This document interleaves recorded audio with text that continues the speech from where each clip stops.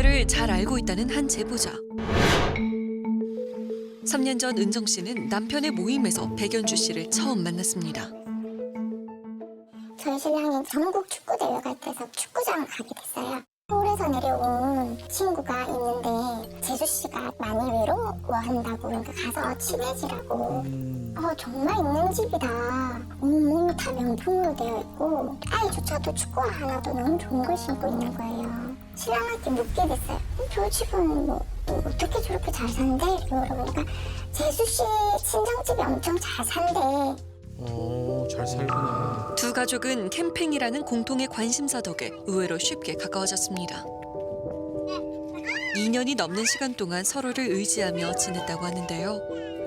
당시 은정 씨 가족은 경제적으로 힘든 시기를 보내고 있었습니다. 우리 신랑이 그냥 막연히 그만둬버리고 일을 하게 되고 대리운전을 하게 되고 그렇게 되니까 저는 좀 안정되고 싶었어요. 지난해 8월 은정 씨에게도 기회가 찾아왔습니다. 그 시작은 백 씨의 입에서 흘러나온 특급 정보. 집 알죠? 회사 보유분이 나왔는데 아무한테도 말하면 안 돼요. 700 넣으면 1300으로 해서 그 다음날 바로 회수 가능한데 바로 팔면 되니까 그 매수자도 다 준비되어 있으니까 하자. 근데 그 사람 믿을 수 있어? 넌 이런 거 안 해봐서니 그래요. 이 부동산 띄고 다 하는 거예요. 부동산 다 받아서 수수료 내고. 이건 투자 아니다 언니. 이건 투자 아니가? 그래. 그러면 그냥 내 빌려주고 내가 이자 그렇게 준다라고 생각해 언니. 너 믿어도 되지? 이 말을 몇 번 했던 것 같아요. 언니 우리 이렇게 하면 진짜 돈이 얼마야? 이러면서 완전 해먹이 됐었어요. 솔깃해진 은정 씨, 돈을 빌려주기로 결심합니다. 아이고. 은정 씨에게 오피스텔 분양 관련 메시지들을 보내며 꼬박꼬박 진행 상황에 대해 설명했던 백 씨. 은정 씨는 부동산 투자에 대해 잘 몰랐지만 모든 정보를 꿰고 있는 듯 구체적이었던 백 씨의 제안을 믿었습니다.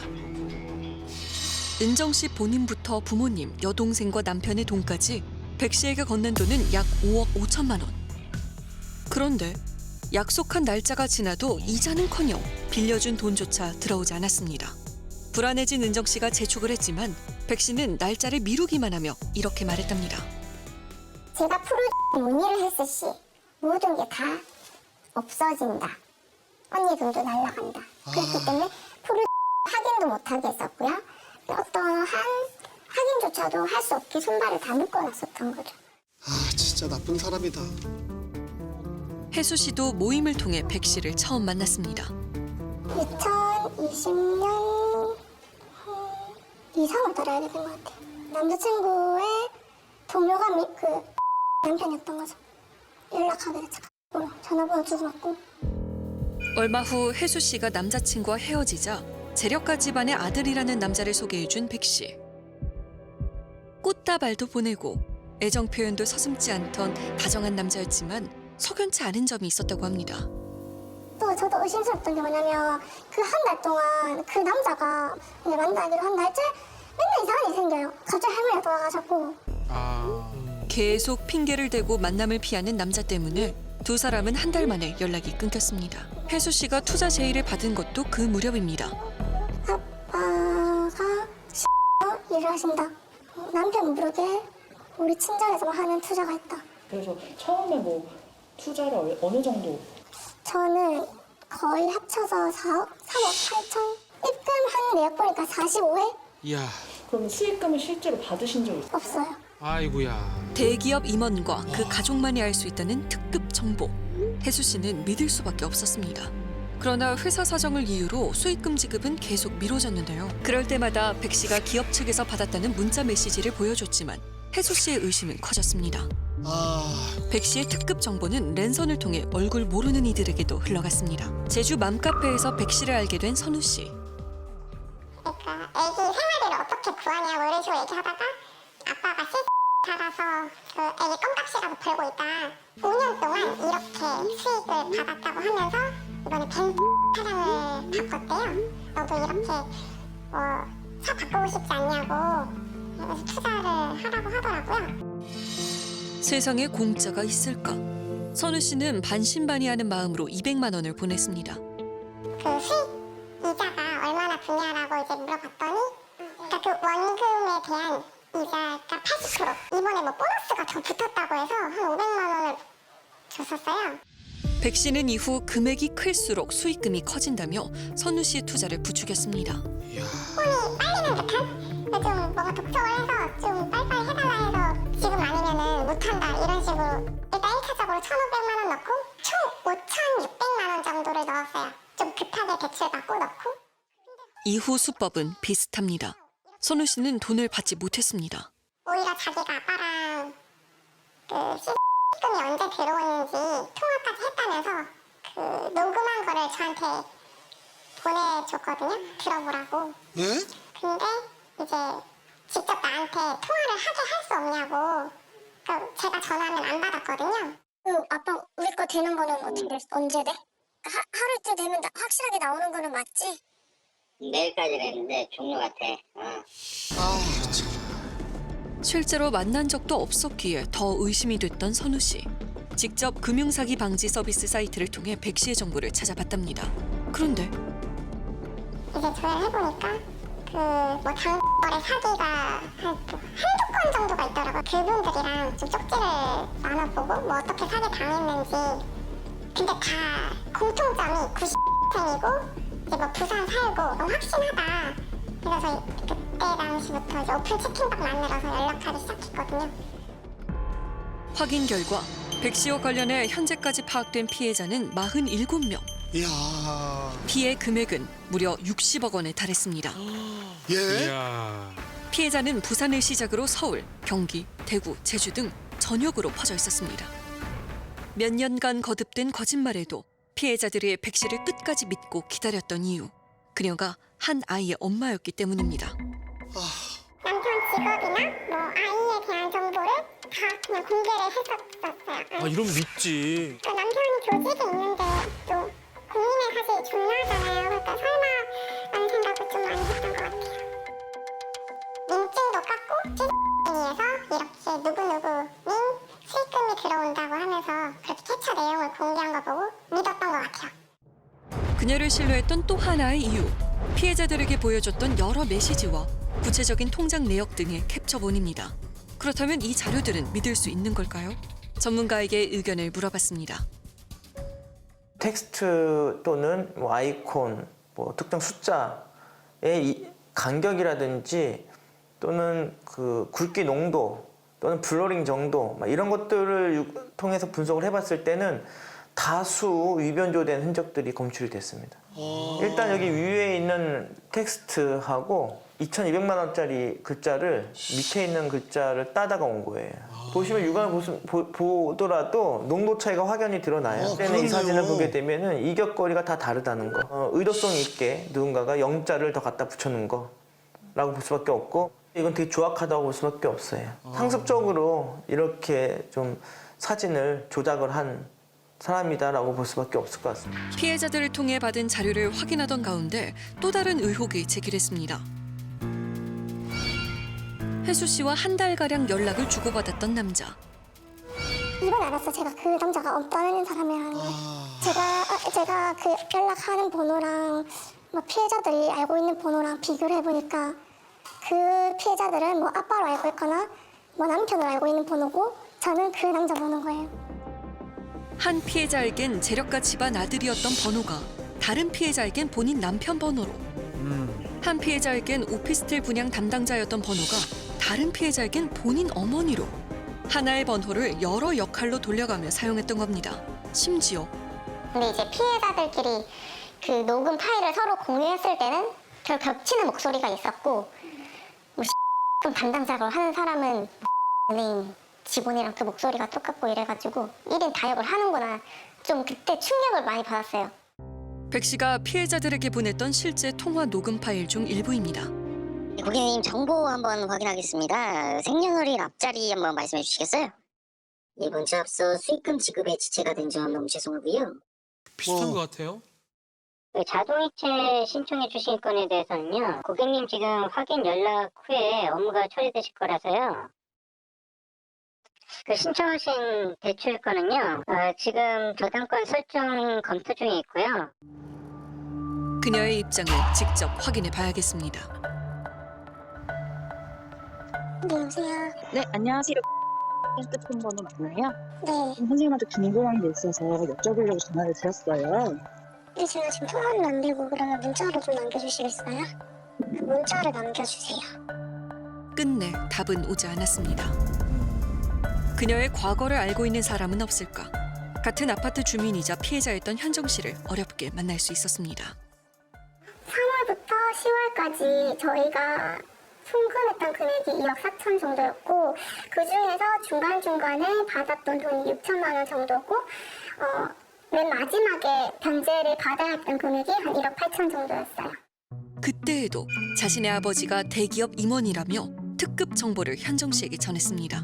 남편한테 알려지면 안 된다고 얘기를 하고 제가 고소장을 제출을 했던 게 조금 결정적이었던 것 같거든요. 그렇게 안 주더니 거의 뭐 6개월을 사람을 피말리더니 며칠 만에 정리를 다 하더라고요. 피해자들은 그녀의 가족이 이러한 사기 행각을 알고 있었을지도 모른다고 말합니다. 이 남편도 모를 리가 없다. 왜냐 하루에 몇 천만 원씩 써대는 와이프를 잘 몰랐을 거예요. 일반적인 남편이라면 보통 그 여자가 그렇게 죄를 저질렀으면 피해자분들한테 찾아와 사과가 먼저죠. 근데 뭐 남편 나는 몰랐다. 오히려 당당하니까 더 할 말이 없죠. 아내의 사기 행각을 전혀 몰랐다는 남편. 제작진의 인터뷰 요청에 끝내 답하지 않았습니다. 무책임합니다. 그녀의 부모와 힘겹게 연락이 닿았습니다. 따님 씨 맞으시죠? 네네네. 네, 따님 사건 관련해서 진행 중인 거 좀 여쭤보려고 전화를 드렸어요. 저는 아는 바 없습니다. 저한테 다 이런 거 갖고 전화하지 마세요. 제가 끊을게요. 백 씨가 언급했던 회사는 이 사건을 알고 있을까요? 가해자와 그다음에 가해자가 얘기한 그 임원분 전혀 무관하고 저희가 카카오 알림이 같은 걸로 통해서 그 가해자분이 메시지를 보낸 것 자체가 저희 저작권이나 저희 상표법 위반에도 해당돼서 고소를 진행을 했어요. 백 씨는 왜 이런 사기 행각을 벌인 걸까요? 전문가의 의견을 들어봤습니다. SNS를 많이 활용을 하고 또 그거에 익숙한 세대이기 때문에 아마 처음부터 이런 SNS를 통해서 접근이 좀 쉬운 그런 층을 좀 선택하지 않았나 그런 생각이 들어요. 이분이 거짓말 중독이 아닌가라는 생각이 들었어요. 말하자면 그 돈도 벌고 또 이제 거짓말을 하면 쉽게 상황을 모면하기도 하니까 저는 이분에게는 하나의 동기가 더 있지 않을까라고 생각을 했어요. 거짓말을 하면서 상대방이 속아 넘어가는 걸 보면 좀 즐거워하는 게 아닐까. 그래서 짧은 기간 동안에 거짓말이 막 눈덩이처럼 늘어나면서 본인 스스로 중독이 된 게 아닐까. 백 씨에 대한 수사는 어떻게 진행되고 있을까요? 그룹이나 그다음에 대우건설하고는 아무 관련이 없습니다. 피해자들 속이기 위한 하나의 이장술로 판단이 되고 있습니다. 문자 메시지나 통화 내역이라든지 전화 통화 이런 거는 대응 업체에 의뢰해서 필요한 전화 통화를 하게 했다고 합니다. 재범 방지를 위해서 저희들이 3월 17일자로 구속영장을 신청을 해놓은 상황입니다. 피해자들은 과연 그녀에게 제대로 된 사과와 보상을 받을 수 있을까요? 이렇게 안 먹으면 하루를 조금 버티기가 힘들어서 이렇게 수영제 먹고 진정제를 한 번씩은 그러면 안 되는데 2개를 한 번씩 지금 먹고 안 먹으면 뭐 잠을 못 자. 제가 할 수 있는 게 뭘까요? 누가 날 좀 살려줬으면 좋겠어.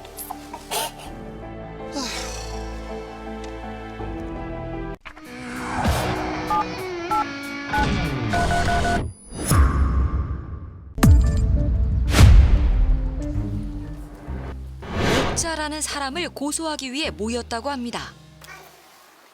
주변 모두의 인생을 망쳤다는 그녀는 대체 누구일까? 저는 그 고등학교 동창이고 저는 한모 관계 아들 친구 엄마 같은 동네에 살면서 그냥 친구가 됐죠.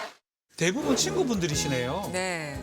중학교 때 그냥 순진한 아이였어요. 그냥 긍정적인 사람, 항상 웃으면서 허허실실하면서 한 번도 누구한테 화를 내는 걸 별로 본 적이 없어요. 어디야?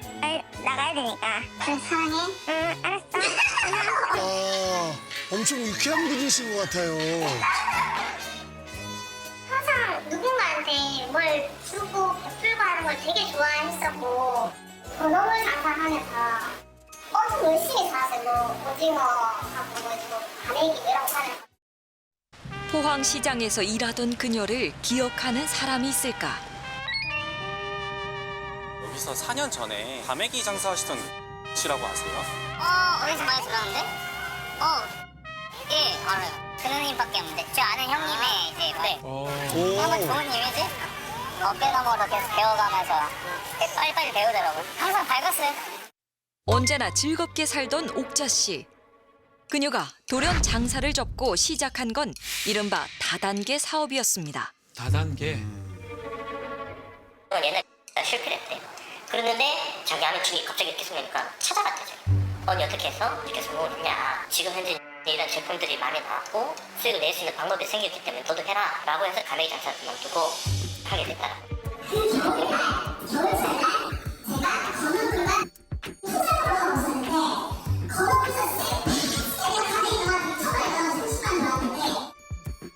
건어물 장사할 때와는 전혀 다른 삶을 살게 된 그녀. 신랑분은 칼날이었고 직원은 뭐냐. 지금은 세븐이니까 27평 전세에서 51평 자가로 이사를 하게 됐죠. 그 4, 5년 동안 이 사람의 집안이 너무나도 이제 많이 좋아진 거예요. 주변의 인정을 받으며 초고속 승진도 했다고 합니다. 실제 옥자 씨 사진이랑 인터뷰가 실린 회사의 매거진입니다. 야, 굉장히 인정받고 있네요. 네. 나중에는 씀씀이가 엄청 커지면서 야 그거 어떻게 해? 이러면 야 내가 돈 준다 해라. 내가 사줄게. 그거 얼마 한다고. 뭐 한 달 버는 돈이 얼마고 막 이렇게 얘기하면서 엄청 자기 그런 자랑을 많이 했던 것 같아요. 제가 듣기로는 한 2천? 그러던 어느 날 옥자 씨가 흥미로운 제안을 하나 했습니다. 부산에 있는 시장인 사장 족발집을 하고 있다. 우리가 돈을 주면 일수식으로 그 시장 사장 이자를 받아서 자기네 돈을 넣어준다. 족발집 김 사장. 그녀가 제시한 이자율은 몇 %였을까? 500을 넣으면 10달에 나눠서 100% 이자를 100% 준다는 거예요. 그 돈이 2배가 된다고 투자를 한번 해보겠냐고 물어보더라고요. 이렇게 높은 이자를 쓴다라고 했더니 시장 상인들은 목돈은 없는데 계속 장사를 하니까 큰 돈은 만지니까 이 돈을 쓰려는 사람들이 많다. 이거 지금 건수 이제 많이 안 올라와. 자꾸 부산 쪽으로 돌려서 내가 갖고 올 수 있는 게 별로 없어. 그러니까 언니 지금 이거 있을 때 해. 투자 권유를 받아들인 사람은 한둘이 아니었습니다. 이 리스트를 보여주는데요. 휴대폰에 리스트가 여기서부터 여기까지 끝까지 있는 거예요. 일단 뭐 누구 얼마, 언제 돈을 빌려줬고 언제 뭐 이게 체크가 다 돼 있더라고요. 보니까. 우리 엄마도 넣어주기로 해서 모아놓았던 7천만 원 넣었다. 그리고 우리 큰언니는 10만 원 해서 넣었다. 하돈에 8촌에 뭐 다 끌어서 산다고. 개개인의 그걸 이제 눈으로 보여주다 보니까 그걸 전부 다 믿게 되는 거죠. 자기 믿고 하면은 뭐 친구가 못 줘도 자기가 알아서 챙겨주겠다는 식으로. 그렇다면 이들이 투자한 금액은 얼마일까? 3천만 2천만 원을 마지막으로 해줬었고요. 매달 높은 이자를 주겠다는 옥자 씨의 말은 사실이었습니다. 한 두세 달 정도는 잘 줬어요. 처음에는 500만 원 정도 시작을 해가지고 또 500만 원 그다음에 또 이제 계속 하이가 커지는 거죠. 자기를 학원이라고 부른다고 친구들이 돈을 빌려주고 이제 돈을 뻥튀기 해주니까. 높은 이자율이 주는 기쁨을 주변 사람들에게 널리 알린 그녀. 어느 날 하는 얘기가 부산에 암덩어리 같은 놈이 나와서 갑자기 원금을 다 달라고 하는 바람에 지금 돈이 좀 늦어지니까 다 기다려달라고 하는 거예요. 가족도 못 챙기는데 좀 기다려달라 이런 식으로 계속 두고 얘기를 했었어요. 근데 나도 지금 중간에서 미치겠다. 나도 최대한 노력하고 있는데 정말 힘들다 미치겠다. 나도 잠도 못 잔다. 그때 미안한 거예요. 그쪽은 좀 또 잘 안 하게 되고 좀 더 기다리게 되고. 아이고. 시간이 흘러도 기다려달란 말만 되풀이했습니다. 부산에 그 족발집 친구한테 가서 단판을 지어서 내가 소송을 해서라도 이 돈을 꼭 받아와서 나 믿고 투자한 사람들한테 다 해결을 해줄 거다. 저한테 눈물로 호소를 하더라고요.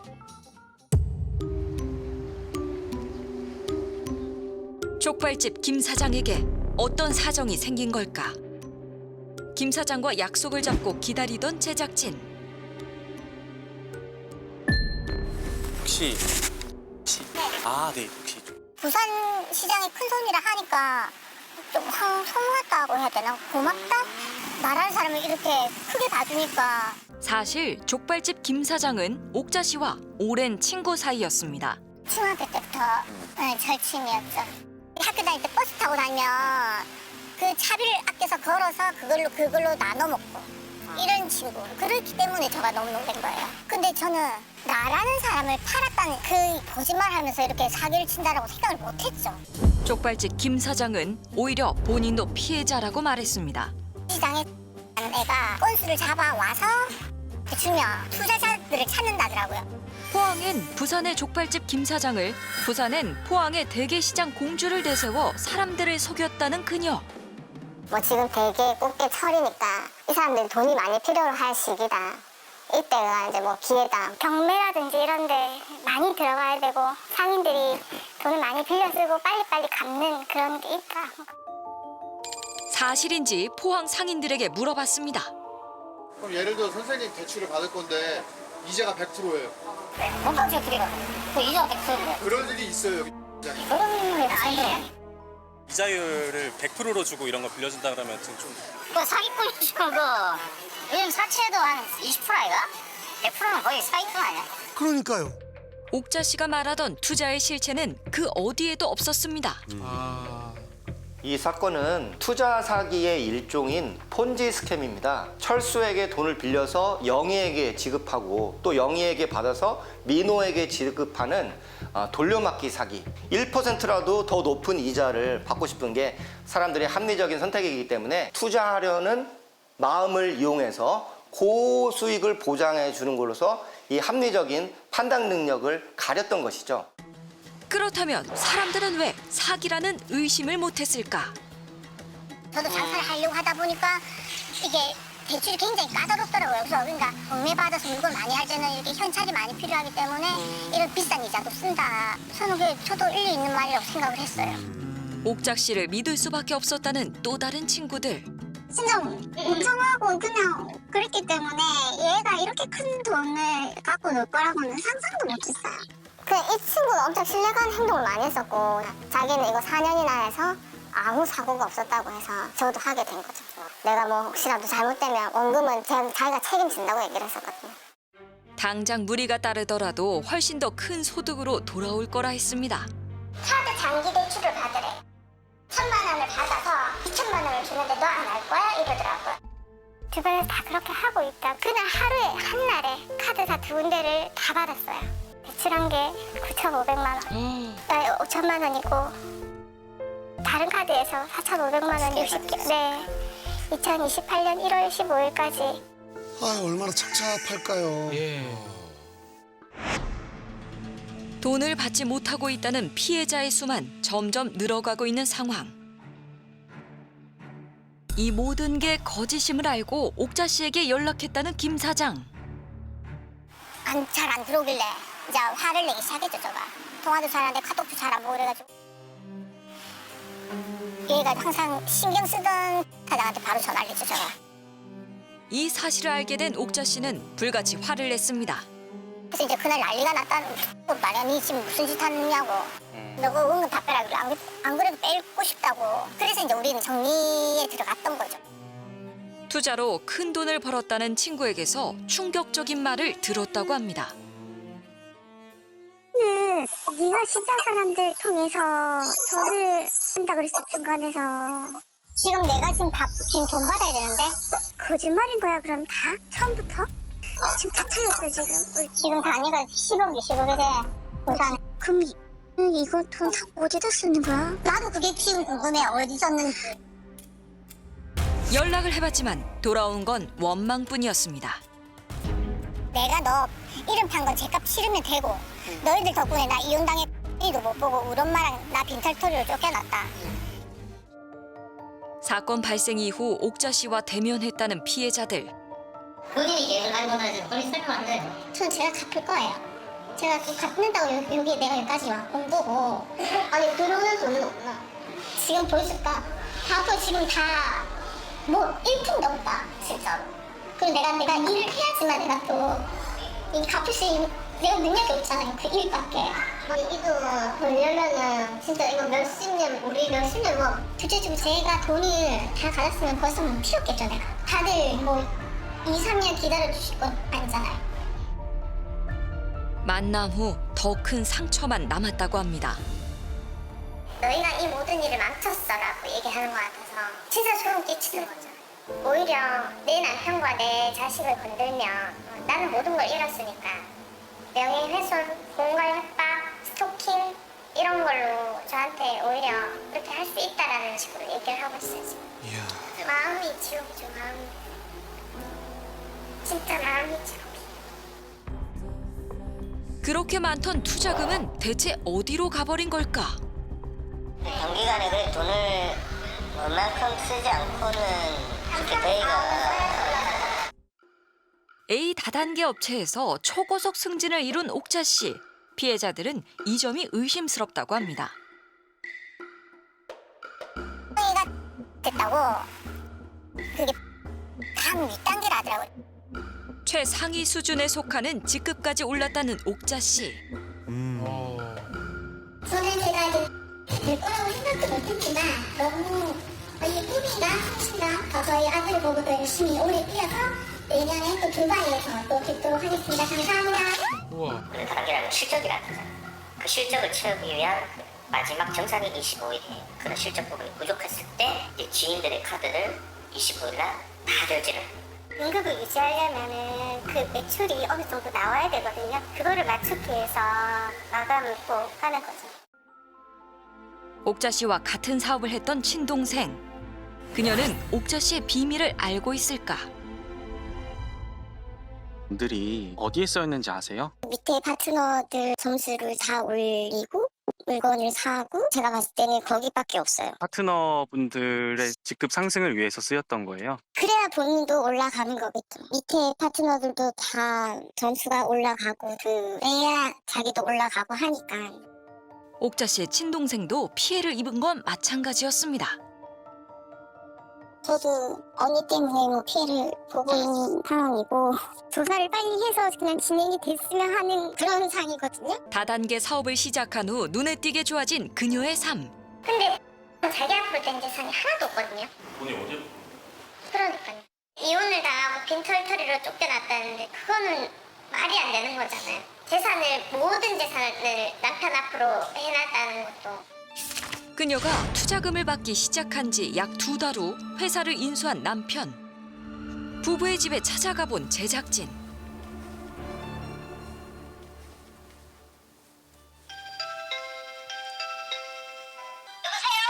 혹시 맞으실까요? 어디서 오셨어요? 안녕하세요. 저희 MBC 실화탐사대라는 프로그램에서 왔는데요. 지금 집에. 그러면 선생님께서는 관계가 어떻게 되세요?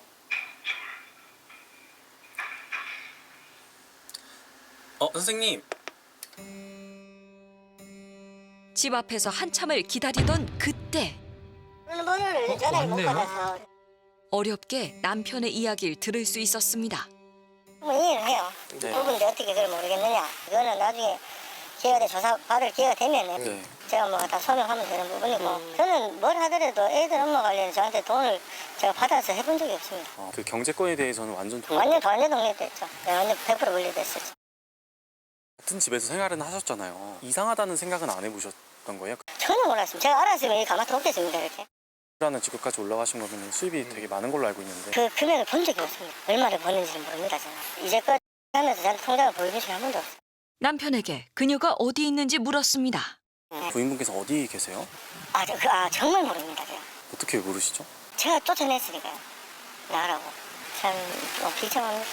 나가고 혹시 그녀의 동료들은 이 사건에 대해 아는 게 있을까? 가장 가깝게 지내던 세경 씨의 이야기를 들어봤습니다. 그 전에 어느 정도 한 이틀 정도로 전화를 많이 받았어요.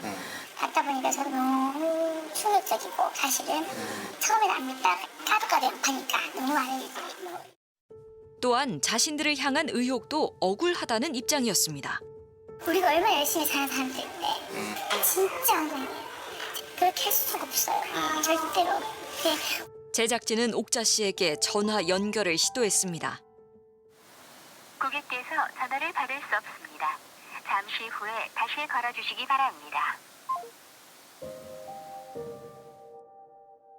한때 가장 믿는 친구였기에 배신감이 더욱 크다는 피해자. 고객이 전화를 받지 않아 삐 소리 전화를 전혀 안 받네요. 네. 며칠 후 피해자로부터 전화가 걸려왔습니다. 여보세요? 네, 선생님 아까 전화 주셨어가지고요. 네. 하고 통화했거든요. 어딨어? 그냥 시골 같은데 친구가 뛰어대가지고. 지금 이 상황 어떻게 할 건데? 어떻게 수습할 건데? 이게 금액이 커지다 보니까 그랬는데 어떻게든 내가 갚아주려고 진짜 했었다. 나는 거짓말한 건 잘못했지만 내가 그거에 대한 부분에서 사죄하려고 했지만 정말 내가 이 2천만 원 받아가 어디 빼돌린 거 하나도 없다. 진짜로 나는. 그날 가치가 없었다며. 사죄해야지. 근데 내가 지금 갈 수가 없다. 여태까지 시집와가지고 고생이래 고생이라 알고 우리 위에 내가 이렇게 살았는지도 모르겠고 우리 신랑한테 그냥 버림받는 느낌이면서 더 충격 먹은 것 같은 나는. 아, 참. 이 유형은 그 절박한 위기형 사기꾼이라고 볼 수 있습니다. 자기가 위기에 봉착했기 때문에 결국은 자기가 그 믿는 친척들, 가족들한테까지 결국은 손을 벌리고 자기 주변에 친한 사람들한테 돈을 벌리지 않았습니까? 결국은 자기가 감당할 수 없는 이제 상계에 이르러서 이제 모래성처럼 무너지게 되는 거죠.